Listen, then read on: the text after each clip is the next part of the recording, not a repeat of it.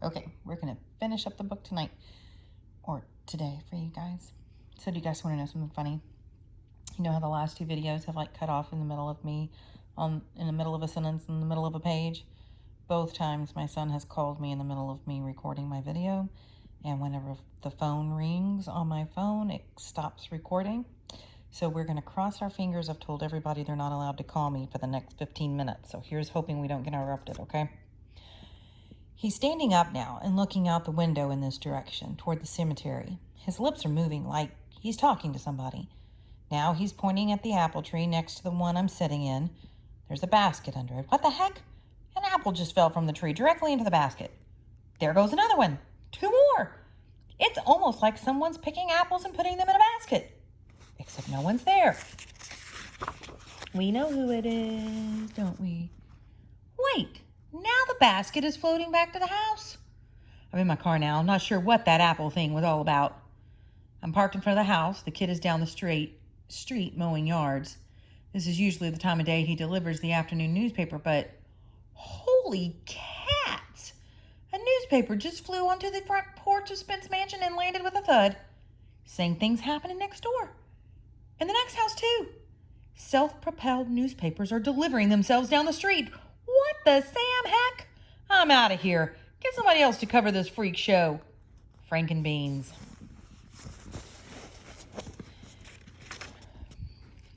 Mr. Gads.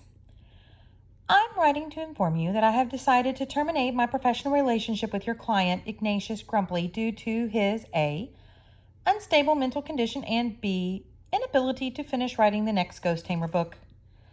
I am legally entitled to ask Mr. Grumpley to return the $100,000 we paid him in advance for the book he never wrote, but I'm not going to.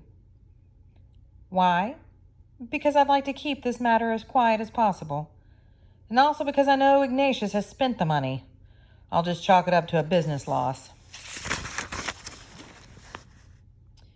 Will you please inform Ignatius of my decision? Paige Turner. Dear Miss Turner, your offer to forgive the $100,000 advance is very generous. I will let Ignatius know. I will also draw up a termination contract and sign on behalf of Ignatius. I handle all such paperwork for him. I'm sure Ignatius will be disappointed to learn that his publishing career is over, but I suspect he'll also be relieved. Ignatius hasn't written anything worth reading in 20 years. It's time he finally stopped trying. Sincerely, Egad.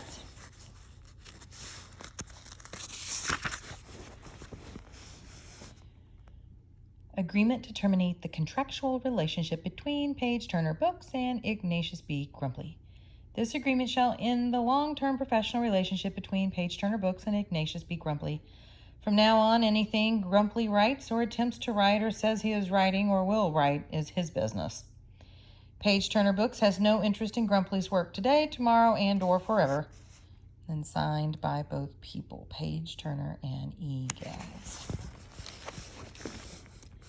Dear Ignatius, there's no easy way to tell you this, so I'll just be direct. Paige Turner has dumped you. The good news is Miss Turner says she doesn't expect you to return the advance. Lucky for you, considering there's nothing left. She's simply going to write off the $100,000 as a business loss. I'm also writing off the money you owe me, but in doing so, I too must sever my professional ties with you. It is not fair to my other clients who pay for my services. I hope you understand. Take care of yourself, Ignatius. So long, E. Gads. P.S. Your landlord in Chicago called me yesterday. He says you're 6 months behind in your rent. He's found another tenant for apartment 2B. Sorry, Ignatius, but you'll have to find somewhere else to live. So he's been kicked out of his house in Chicago. His lawyer has dumped him and will no longer represent him, and he no longer has a publisher. That sounds great. Gads, believe it or not, I understand completely. I don't blame you or Paige Turner one bit. Your only mistake was waiting so long to do this. Finally, Ignatius. Do you think he's really not upset? Or he's just acting like he's not upset?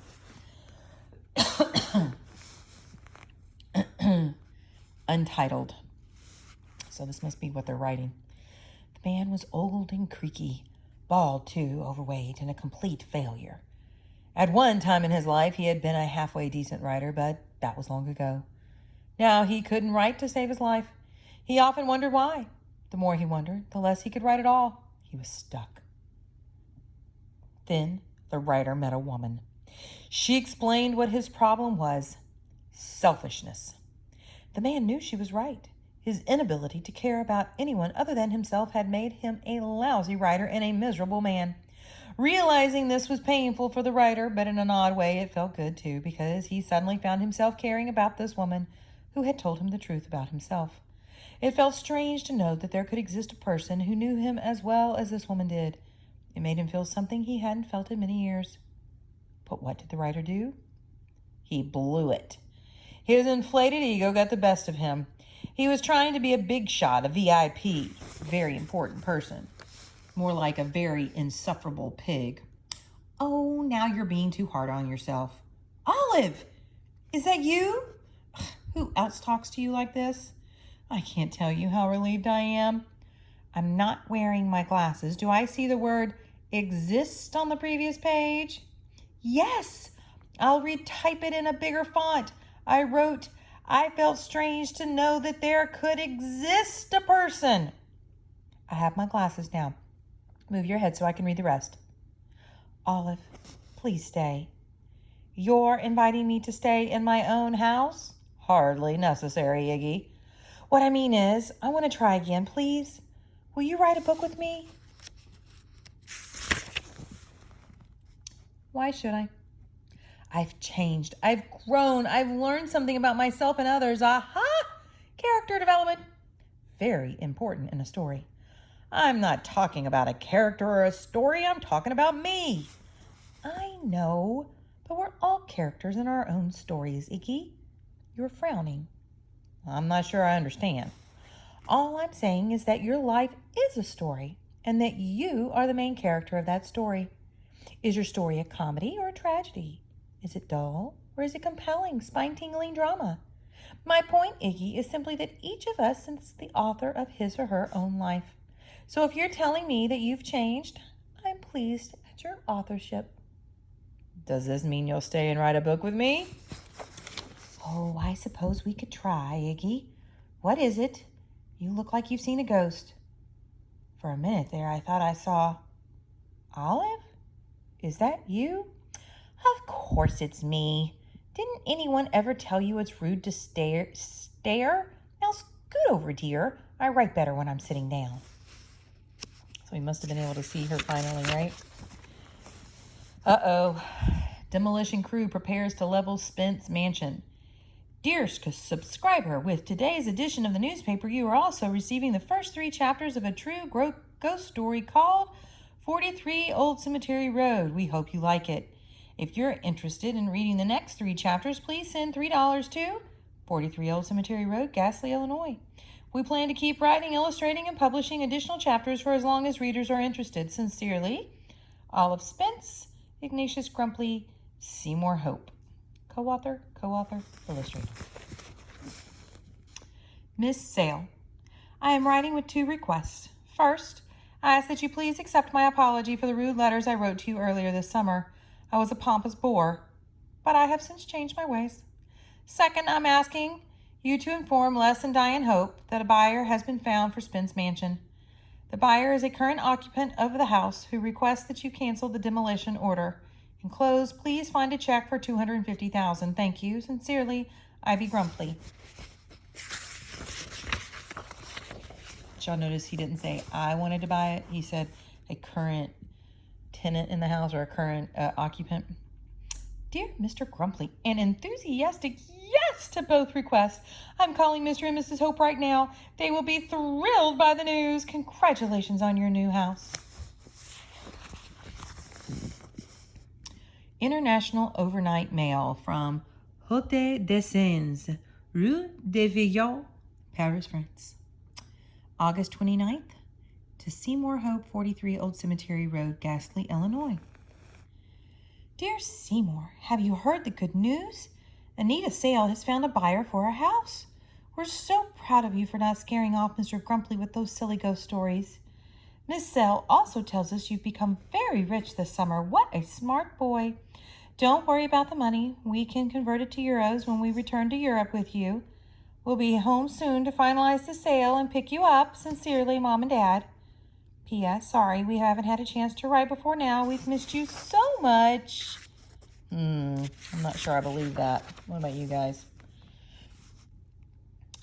Professors Lesson Diane Hope, in care of the Hotel des Inns.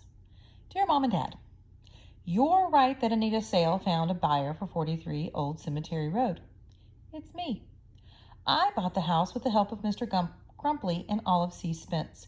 We're going to live here together. You're right about something else, too. Remember that letter you left for me when you snuck off to Europe in the middle of the night? You wrote that you're not cut out to be parents? I agree. Good luck in Paris and in life. Sincerely, Seymour Hope, your former son. Woo! You go.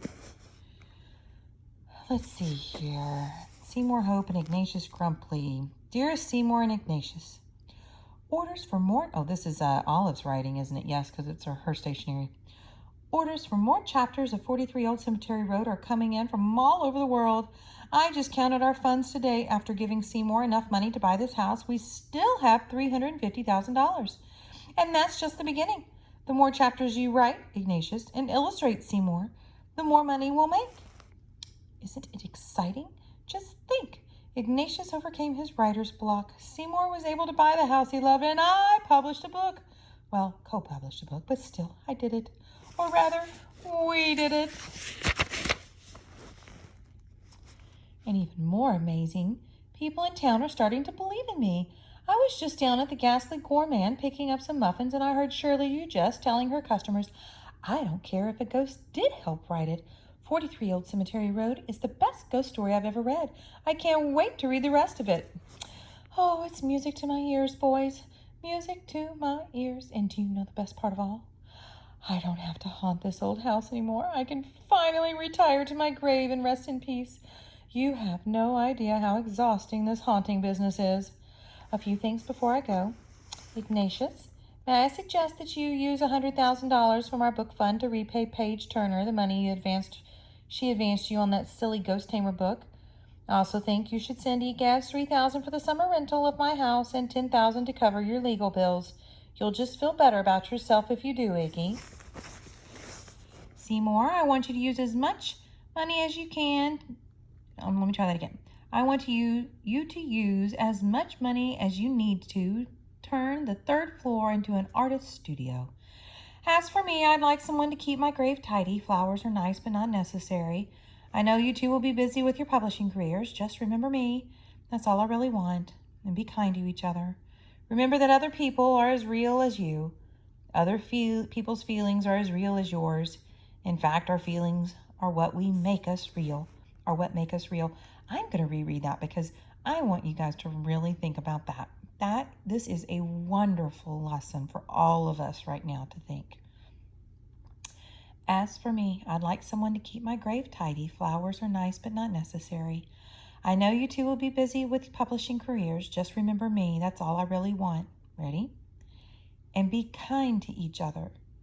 Remember that other people are as real as you.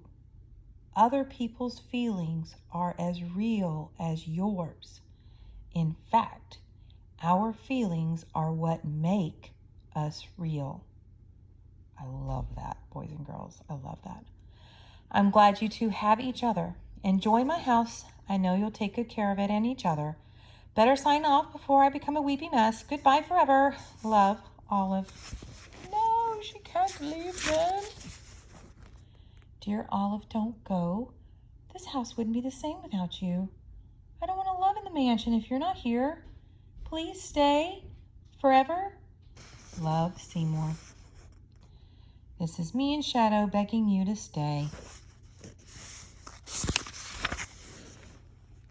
Dear Olive, when I moved into your house, I thought I'd made a terrible mistake. The last thing I wanted was an 11-year-old boy and his cat to babysit for the summer. But Olive, you showed me what it means to care for someone again.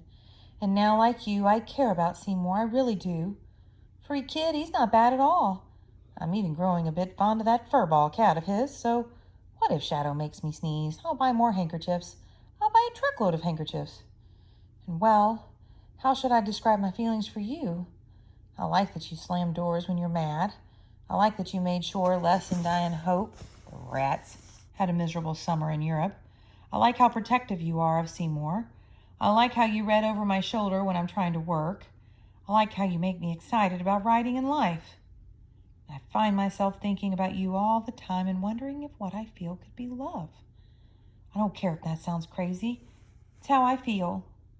I feel. I don't think I've ever written that, and I meant it, really meant it in my life. You've taught me how to feel. You believed in me. How could I not believe in you? You were right. I was dead before I met you. Now I'm alive because of you. I could say more, but why? What I'm trying to express is very simple. I've fallen in love with you, Olive C. Spence. Please don't leave me now.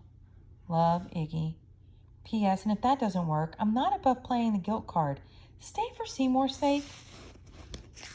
Is she going to stay, boys and girls? Please, Olive, the boy needs a mother, and he adores you. Stay for his sake, if not for mine. P.P.S. Of course, I hope you'll stay for both Seymour and me, but now I'm rambling like an old fool. P.P.P.S. Okay, I'll just say it. You, me, and Seymour. Couldn't we be our kind of family? Our own kind of family? Dearest Seymour and Ignatius, okay, you silly boys, I'll stay, but only if you both promise to do your share of the work around here. Let's celebrate with a fancy dinner tonight. I'll cook. Iggy, you can do the dishes, and Seymour, I'd like you to paint a formal portrait of us. Till 8 o'clock, yours in the cupola. Olive. P.S. It's nice to be wanted. Thank you, my dears. Yay, she stayed. Oh, and look, this is me with my new family. That's pretty cool, isn't it? And so we end with a beginning, because every ending is really a beginning. All you need is a house that's old and creaky, filled with lots of books, a cat, a person who's willing to try again, someone who promises to never leave, and most important of all,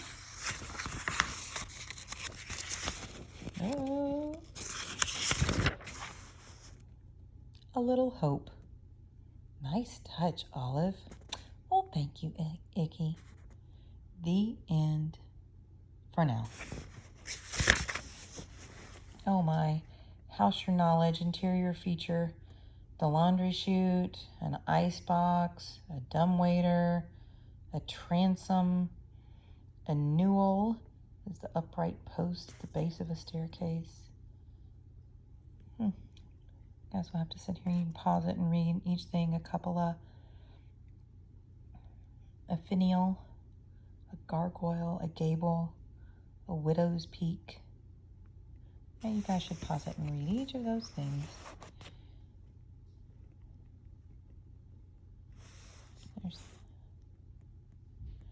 So, boys and girls, there's a whole series. This is just the first book, and I have most of them in my class. We'll have to all share, but I'm happy to share. The end. Good book.